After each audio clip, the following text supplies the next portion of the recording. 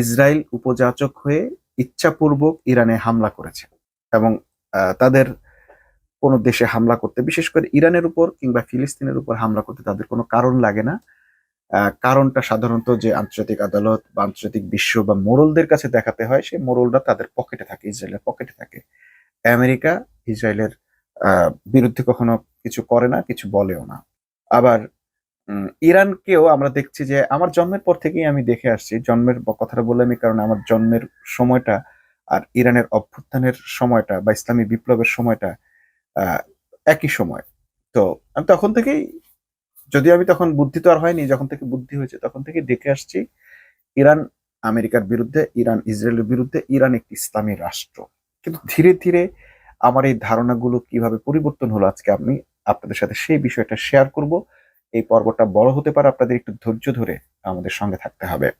তো এইবার যখন ইরানের সাথে ইসরায়েল যখন ইরানে হামলা করলো, আমরা দেখলাম যে ইরান আসলে পাল্টা তেমন বড় কোনো হামলা করেনি বা করতে পারেনি বা করছে না।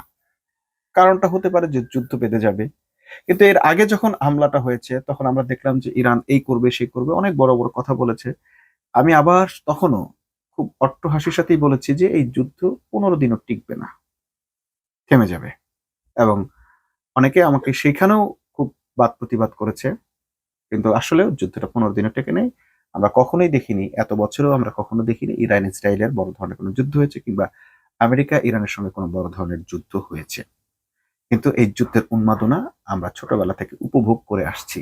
এর মাঝখানে অনেক যুদ্ধ হয়ে গেছে, লিবিয়া দখল হয়ে গেছে, লিবিয়ার যুদ্ধ হয়েছে, ইয়েমেন ধ্বংস হয়ে গেছে, সিরিয়াতে প্রায় 10 থেকে 13 বছরের যুদ্ধ হয়েছে। সেখানে সিরিয়া এবং ইয়েমেন মিলে প্রায় 10 লক্ষ মুসলমানকে হত্যা করা হয়েছে। এবং আমরা এটা বলতে দ্বিধা নেই যে সেই হত্যাকাণ্ডের দায় যদি আমাদের দিতে হয়, তাহলে আমরা কাকে দিব আমরা জানি না। কিন্তু আমরা দেখেছি যে সিরিয়ায় আসাদ সরকারকে টিকিয়ে রাখতে একচ্ছত্রভাবে এখানে কাজ করেছে ইরান, সর্বাত্মক সহযোগিতা করেছে ইরান, আসাদ সরকারকে টিকিয়ে রেখেছিল ইরান, এবং ইয়েমেনে হুতিদেরকে সাহায্য করছে ইরান।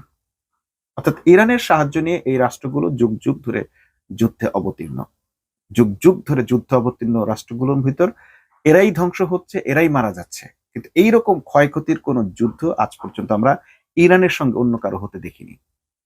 ব্যাপারটা খেয়াল করবেন, ইরানের সহযোগিতা নিয়ে ফিলিস্তিন যুদ্ধ করছে যুগ যুগ ধরে, ইরানের সহযোগিতা নিয়ে আসাদ টিকে ছিল 12 বছর ধরে, এবং 12 বছর সে হত্যাযজ্ঞ চালিয়েছে। প্রায় 10 লক্ষের বেশি মানুষ মারা গেছে এই কয়েক বছরে এই সিরিয়া এবং ইয়েমেনকে ঘিরে। ইয়েমেনও সেম, তারা যুদ্ধ করছে, হিজবুল্লাহ যুদ্ধ করছে ইরানের সহযোগিতা নিয়ে, লেবানন, তারপরে লিবিয়া ধ্বংস হয়ে গেছে। ইরাক, সবচেয়ে মজার ব্যাপার হচ্ছে ইরাক ধ্বংস করলো আমেরিকা, কিন্তু সেখানে রণতীতি ছিল কাদের, সহযোগিতা ছিল কাদের, ইরানের। আবার দেখেন, ইরাক দখল করলো আমেরিকা, সেখানে সাদ্দামকে হটিয়ে, সাদ্দাম ছিল সুন্নি, আপনি আমি যেমন সুন্নি এরকম সুন্নি ছিল সাদ্দাম হোসেন, তাকে সরিয়ে কাকে ক্ষমতায় দেওয়া হলো, নূর ই মালিকি নামক একজন শাসককে, যিনি ছিলেন শিয়া। অর্থাৎ ইরানের হয়ে আমেরিকা রাষ্ট্রটা দখল করে ইরানকে শাসন করতে দিয়েছেন বা শিয়াদেরকে শাসন করতে দিয়েছেন। তাহলে যুদ্ধটা কে করলো, ইরান নাকি আমেরিকা? আমি এখানে কোনো ডিসাইডিং কথা বলতে চাই না, আমি শুধু বলবো আপনারা চিন্তা করবেন। সিরিয়ায় আসাদের হয়ে তাহলে যুদ্ধটা করলো কে, ইরান নাকি আসাদ সরকার? মারলো কাদেরকে, মুসলমানদেরকে নাকি কাফেরদেরকে? আসাদ সরকারের যুদ্ধে ইরানের সহযোগিতায় যে যুদ্ধ তিনি 12 বছর করলেন, সেই 12 বছর যুদ্ধে যারা মারা গেল তাদের মৃত্যুর জন্য দায়ী কে, ইরান নাকি যারা সিরিয়ার সেই মুক্তিকামীরা? হুতিদের বিদ্রোহটার মদদ দিয়েছে কে? এখন আপনারা বলবেন তাহলে ফিলিস্তিনেও আমরা দেখছি একের পর এক ফিলিস্তিনিদের লাশ পড়ছে। ইসরায়েলের কেন নয়? আসাদকে যখন ইরান সহযোগিতা করেছে তখন আসাদ কিন্তু 12 বছর টিকে ছিল এবং অপর পক্ষের উপর গণহত্যা চালিয়েছে। কিন্তু যখন ফিলিস্তিনে আমরা দেখছি ইরান পক্ষে আছে, কিন্তু ইসরায়েলের উপর তারা কোনো আগ্রাসন বা বড় ধরনের হামলা চালাতে পারছে না। দুইটা একই শক্তি নিয়ে দুইটা দল, দুইটা গোষ্ঠী বা দুইটা দেশ যুদ্ধ করছে, একজন পরাজিত হচ্ছে, আরেকজন জয়ী হচ্ছে। হ্যাঁ, সর্বশেষ আসাদের ওখানেও ইরান পরাজিত হয়েছে। এখন আসি, এগুলো চিন্তার মধ্যে আপনাদের রাখার জন্য বলছি। এখন আমরা যেটা ভাববো সেটা হচ্ছে যে এখন যে যুদ্ধটা হচ্ছে সেই যুদ্ধের আসলে মূল কারণটা কি হতে পারে। মূল কারণ কখনোই আমরা যেটা বলবো সেটাই যে সত্যিকারের কারণ সেটা আমরা নিশ্চয়তা দিতে পারবো না, কিন্তু আমাদের অ্যানালিসিস বলছে অনেকগুলো কারণ আছে। অনেক গবেষক, অনেক বিশ্লেষক অনেকভাবে বিশ্লেষণ করেছেন, কিন্তু আমার কাছে মনে হয়েছে এই যুদ্ধটার একমাত্র বা প্রধান কারণ যদি হয়ে থাকে, একমাত্র বলছি না, দুঃখিত, প্রধান কারণ ট্রাম্পের অর্থনৈতিক লিপ্সা।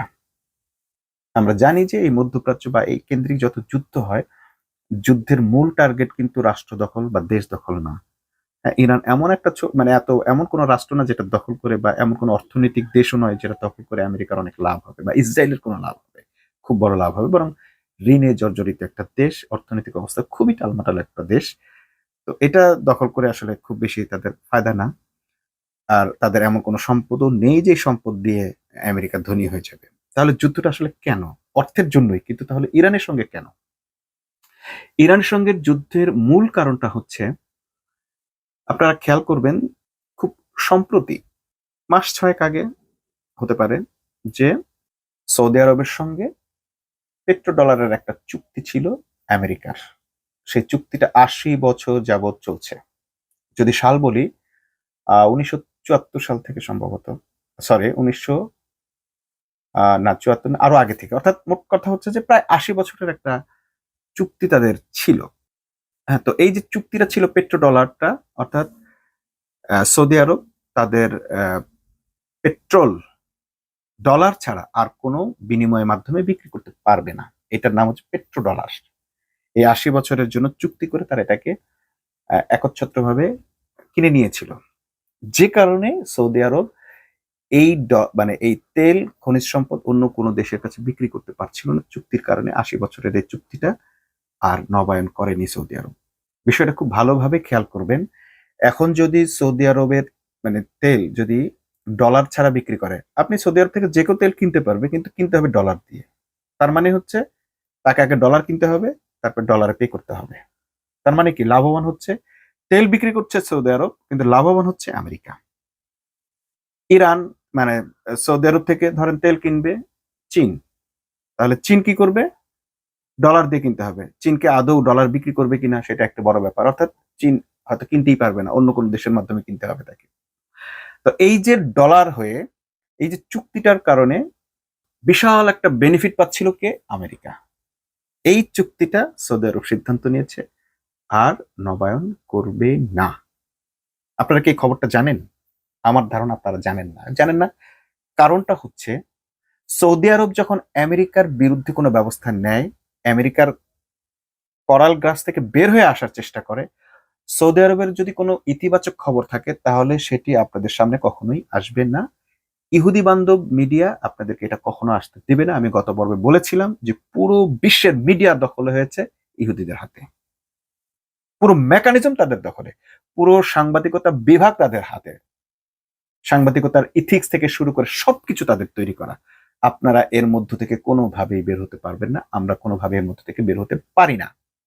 সো এই যে সৌদি আরব আমেরিকার পাপেটগিরি থেকে বের হওয়ার চেষ্টা করেছে অলরেডি, তারা এই চুক্তি নবায়ন করা মানে করবে না বলে অস্বীকার করেছে এবং ঘোষণা দিয়ে দিয়েছে তারা করবে না। এখন তারা চীনের যে মুদ্রা আছে, ইউরো মুদ্রা, অন্য যে কোনো মুদ্রায় তাদের এই পেট্রোলিয়াম, হ্যাঁ, বা পেট্রোল বা তেল খনিজ সম্পদ বিক্রি করতে পারবে।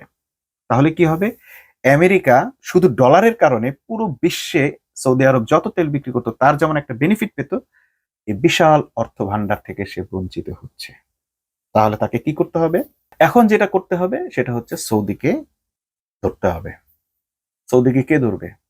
আমেরিকা যদি সরাসরি সৌদির উপর আক্রমণ করে, হামলা করে বা কিছু করে, এক তো তার নৈতিক ভিত্তি নাই, দ্বিতীয়ত হচ্ছে পুরো মুসলিম বিশ্ব বা পেট্রোলিয়াম যাদের কাছে আছে, খনিজ সম্পদ আছে, সবাই সৌদি যেহেতু কাবা, এই কাবা, সৌদিতে হামলা মানে কাবার উপর হামলা। সো সারা বিশ্বের মুসলমানরা, মুসলিম দেশগুলো, সে যে মতের হোক না কেন, অবশ্যই সৌদির পাশে দাঁড়াবে। মিডিয়া যত অপপ্রচার করুক, সৌদির উপর হামলা হলে মানুষ পাশে দাঁড়াবে। যদি আমরা কিছু বাঙ্গু মুসলিম দেখছি যারা সৌদি আরবের উপর হামলা হলে আলহামদুলিল্লাহ বলে। সৌদির উপর হামলা মানে তারা মনে করে সৌদি একটা রাষ্ট্র, সৌদি রাজতন্ত্রের উপর হামলা হচ্ছে। No, never.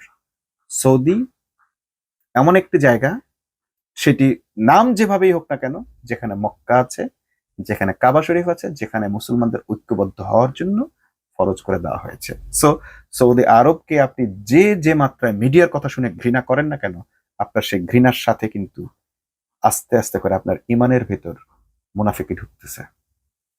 সৌদিকে গালি দিতে গিয়ে আপনি শেষ পর্যন্ত আপনার সেই গালি গিয়ে কাবাকে হিট করতেছে। আপনি কাবা শরীফ জিয়ারত করতে গিয়ে আপনার সেই মনস্তত্ত্ব কাজ করতেছে, যারে সৌদি তো খারাপ, সৌদির এটা খারাপ ওটা খারাপ, শেষ পর্যন্ত খুব বেশি দূরে না হয়তো আপনি কাবাকেও গালি দিতে শুরু করবেন। এবং আমি অনেক মুসলমানকে বলতে শুনেছি যে কাবা রক্ষার চেয়েও মুকাদ্দাস বাইতুল মুকাদ্দাসের জন্য তাদের প্রেম বেশি। যেই বাইতুল মুকাদ্দাস প্রথম কেবলা ছিল, কেবলা থেকে সরিয়ে রাসূল সাল্লাল্লাহু আলাইহি সাল্লামকে কাবামুখী করা হয়েছে। এখনো কিছু মানুষ বাইতুল মুকাদ্দাস কেন্দ্রিক থাকতে আগ্রহী। বাইতুল মুকাদ্দাস পবিত্র জায়গা, সেটা উদ্ধার করতে হবে এক জিনিস, কিন্তু কাবার চেয়ে যখন এটাকে বেশি গুরুত্ব দেওয়া হবে, ফরজের চেয়ে যখন সুন্নতকে বেশি গুরুত্ব দেওয়া হবে, বুঝতে হবে আপনার মনস্তত্ত্বে অন্য কোনো শয়তান ঢুকে পড়েছে আপনার অজান্তে, আপনি সেটা টের পাচ্ছেন না। তো এখন এই পেট্রো ডলারের ক্ষতিটা পোষাতে হলে আমেরিকার একমাত্র কৌশল হচ্ছে যুদ্ধ। যুদ্ধকে আমরা মনে করি যে একটা রাষ্ট্র দখল, এটা সেটা হ্যান ত্যান। আসলে যুদ্ধের মূল কারণটাই হচ্ছে কিন্তু অর্থনীতি। অর্থনীতির কারণেই হয়। আপনি দেখবেন যে পবিত্র কোরআনে একটা সূরার নাম আছে, সূরা আনফাল। আনফাল মানে হচ্ছে গনিমত। যুদ্ধে লব্ধ যে অর্থ সম্পদ সেটাকে বলা হয় গনিমত। এইটার উপর একটা বিশাল সূরা, কোরআনের অন্যতম বড় সূরাগুলোর মধ্যে একটা আনফাল। এবং সেখানে এই গনিমত কিভাবে বন্টন হবে সেইটা স্পেসিফিক ভাবে বলে দেওয়া হয়েছে। এবং সেটা কখন বলে দেওয়া হয়েছে? যখন এটা নিয়ে সাহাবীদের মধ্যে মতবিরোধ দেখা দিল। যারা জীবন দিয়ে যুদ্ধ করছে, সেই সৈনিকদের মধ্যে যারা ইসলামের জন্য যুদ্ধ করছে, তাদের মধ্যে গনিমত নিয়ে ঝামেলা হলো। আপনাদের কি বিশ্বাস হয়? মনে হয় এরকম? হ্যাঁ, হয়েছে তো, এটা ইসলামের ইতিহাস। মতবিরোধ তৈরি হয়েছে। বলতে পারেন মারামারি কাটাকাটি হয়েছে কিনা, আমি সেদিকে জানি না, আমরা মারামারি কাটাকাটি, কিন্তু মতবিরোধ তৈরি হয়েছে। একদল বলছে যে হ্যাঁ, আমরা তো যুদ্ধ করেছি, সরাসরি যুদ্ধ করেছি, আমাদের পাওনা আর যারা বাড়িতে বসেছিল তাদের পাওনা এক হবে কেন? এমনও হয়েছে, এমনও হয়েছে রাসূল সাল্লাল্লাহু আলাইহি ওয়াসাল্লাম যখন গনিমত বন্টন করেছেন, তখন তার বিরুদ্ধে স্বজনপ্রীতির অভিযোগ আনা হয়েছে। যে মুসলমানরা রাসূলের জন্য এত কিছু করেছেন, সেই মুসলমানরা আবার রাসূলকে শুধু এই গনিমতের জন্য স্বজনপ্রীতির অভিযোগ করেছে। এই যে এত কিছু ঘটেছে যে গনিমত নিয়ে, সেই গনিমত লব্ধ হয় যুদ্ধের মাধ্যমে।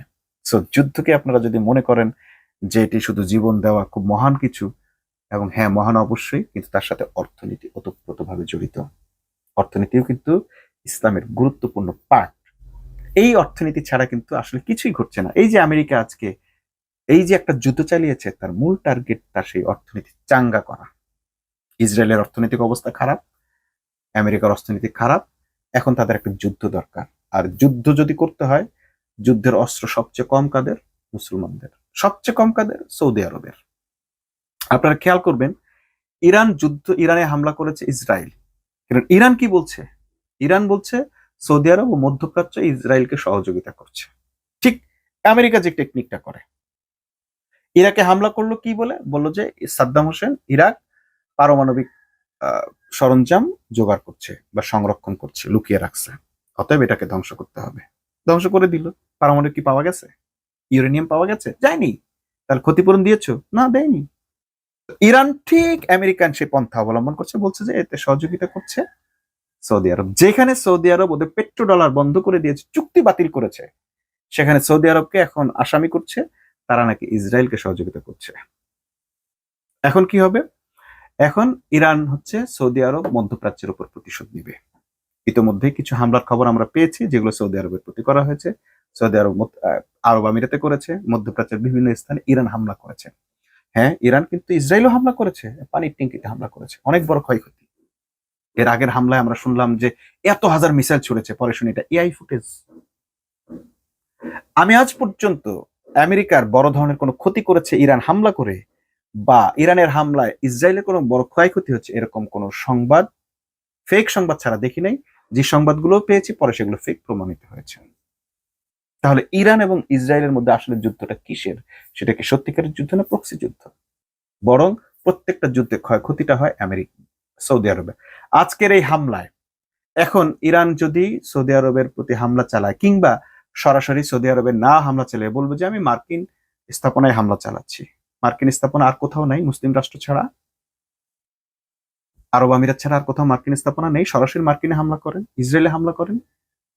আপনাকে কেন আরমানিতের বুর্জ খলিফায় হামলা করতে হবে? আজকে বাংলাদেশের সাথে মধ্যপ্রাচ্যের যোগাযোগ বিচ্ছিন্ন কেন? ক্ষয়ক্ষতিটা কাদের হচ্ছে? মুসলিম রাষ্ট্রের হচ্ছে, সুন্নি রাষ্ট্রের হচ্ছে। ইসরায়েল সাফার করছে না? করছে না। অর্থাৎ এই আচরণে মনে হয় যে ইরানের আসলে টার্গেটই নয় ইসরায়েলের কিছু করা। এমন কোন শক্তি কি তাদের নেই? তারা যে এত বাগাড়ম্বর করে। এই যে ইসরায়েল দেখলাম একেবারে ইমাম খামেনিকে মেরে ফেললো, তাদের প্রধান ধর্মীয় নেতা আয়াতুল্লাহ খামেনিকে হত্যা করলো, এর আগে হত্যা করলো